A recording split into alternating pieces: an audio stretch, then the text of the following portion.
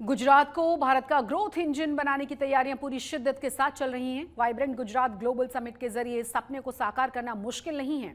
देश में निवेश, विज्ञान और तकनीक के आने से तरक्की की रफ्तार बढ़ना तय है। इस मंत्र के साथ गांधीनगर में स्टार्टअप कॉन्क्लेव एग्जीबिशन शुरू हुआ है। देखते हैं गांधीनगर के महात्मा मंदिर कन्वेंशन एंड एग्जीबिशन सेंटर से यह खास रिपोर्ट।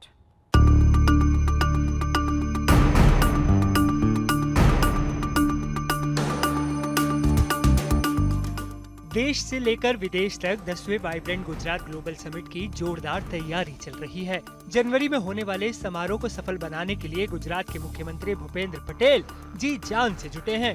राजधानी गांधीनगर से लेकर गुजरात के अलग अलग शहरों में समारोह का आयोजन हो या जापान और सिंगापुर जैसे देशों की यात्रा, भूपेंद्र पटेल गुजरात को भारत का ग्रोथ इंजन बनाने में कोई कसर बाकी नहीं रख रहे। 10वें वाइब्रेंट गुजरात ग्लोबल समिट से पहले स्टार्टअप कॉन्क्लेव एग्जीबिशन 2023 का आयोजन गांधीनगर स्थित महात्मा मंदिर कन्वेंशन एंड एग्जीबिशन सेंटर में किया गया। मुख्यमंत्री भूपेंद्र पटेल की अध्यक्षता में आयोजित कार्यक्रम में केंद्रीय शिक्षा मंत्री धर्मेंद्र प्रधान, केंद्रीय मंत्री राजीव चंद्रशेखर शामिल हुए। गुजरात आज देश का ग्रोथ इंजन बना है। 20 साल पहले श्रद्धेय नरेंद्र भाई ने गुजरात को उद्योग जगत में वर्ल्ड लीडर बनाने के लिए वाइब्रेंट गुजरात समिट की शुरुआत की थी। ये समिट गुजरात के समग्र विकास के लिए गेम चेंजर साबित हुआ है।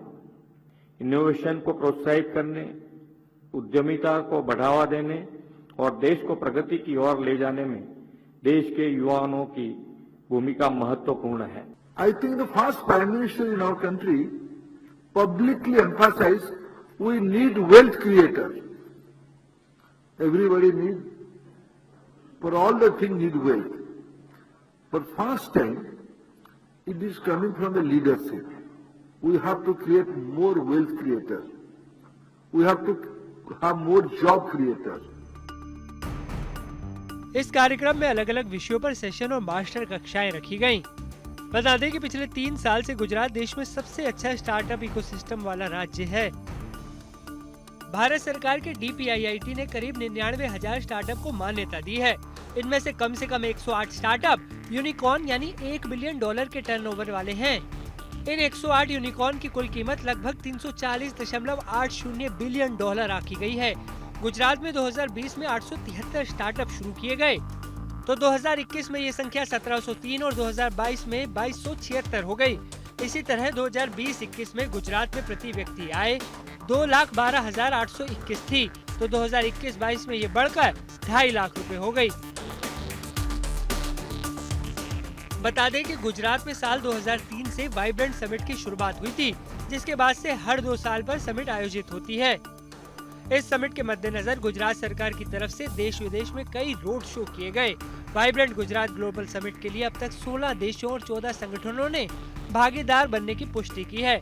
गांधीनगर के महात्मा मंदिर में 10 से 12 जनवरी तक चलने वाले इस समारोह का उद्घाटन और अध्यक्षता खुद देश के प्रधानमंत्री नरेंद्र मोदी करेंगे।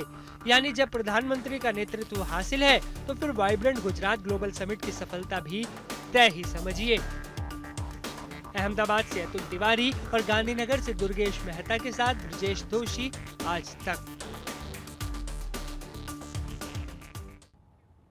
स्टार्टअप कॉन्क्लेव एग्जीबिशन 2023 के लिए गांधीनगर पधारे केंद्रीय मंत्री राजीव चंद्रशेखर ने इस मौके पर आज तक से खास बातचीत की है। उन्होंने कहा कि मोदी सरकार ने सारे अनुमानों को गलत साबित कर दिया है और देश तेज आर्थिक विकास के रास्ते पर है। देखते हैं हमारे संवाददाता अतुल तिवारी के साथ उनकी खास बातचीत। केंद्रीय मंत्री राजीव चंद्रशेखर जी हमारे साथ जुड़े हुए हैं, उन्हीं से बात करेंगे। सर, जिस प्रकार से वाइब्रेंट गुजरात ग्लोबल समिट जनवरी में शुरू होना है, उसके पहले एक स्टार्टअप कॉन्क्लेव का आयोजन हुआ है। किस प्रकार से गुजरात के फाइनेंशियली भी आने वाले दिनों में ये फ़ायदेमंद होगा और किस प्रकार का ये पूरे कार्यक्रम का आयोजन किया गया है? गुजरात मैन्युफैक्चरिंग के दुनिया में, स्मॉल एंड मीडियम एंटरप्राइजेस के दुनिया में, उस दुनिया में बहुत ही उनका एक विजिबल प्रेजेंस रहा है। और गुजरात हमारे भारत के देशों में सबसे तेज़ी से इकॉनमी बढ़ने वाला एक स्टेट भी है।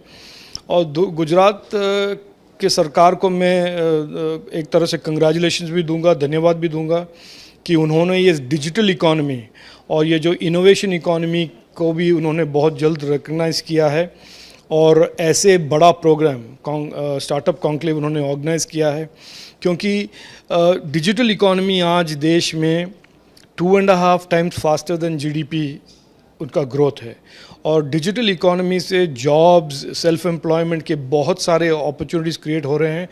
और मैं शाबाशी दूंगा गुजरात की सरकार को कि उन्होंने इस अपॉर्चुनिटी को पहचान लिया बहुत जल्द। उन्होंने इसमें बहुत टाइम और रिसोर्सेज इन्वेस्ट किए हैं।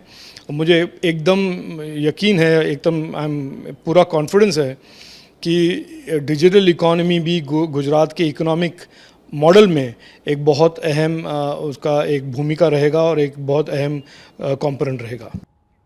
गुजरात के प्रसिद्ध प्राचीन अंबाजी मंदिर का एक और भव्य रूप देखा जा रहा है। मंदिर के 111 फीट ऊंचे शिखर को सोने की परतों से सजाया जा रहा है। खास बात यह है कि भक्तों के दान में मिले सोने से ही इस मंदिर का बहुमूल्य सजावट का काम लगातार जारी है। हमारी इस खास रिपोर्ट को देखिए आप।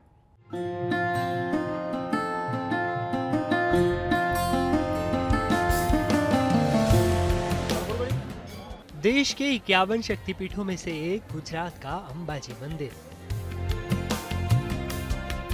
शक्ति के उपासकों के लिए इस मंदिर की महिमा अद्भुत है। 51 शक्तिपीठ पैकी का एक सुप्रसिद्ध यात्रा धाम अंबाजी मंदिर गुजरात में जो स्थित है, उसमें दीपावली वेकेशन के दरमियान यात्रिकों का सबसे ज्यादा यहाँ दर्शन किए सब यात्रिकों ने। अंबाजी मंदिर में टेंपल इंस्पेक्टर के पास जो भक्त दान भेंट का चढ़ावा देते हैं, उसमें सोने का दान, चांदी का दान और भेंट के कुल दान 1,35,00,000 रुपए की कीमत के मिले। दूसरी ओर भंडारा में जो भक्त दान डालते हैं, उसकी कुल आवक मंगलवार तक 1,80,00,000 रुपए तक काउंट की गई।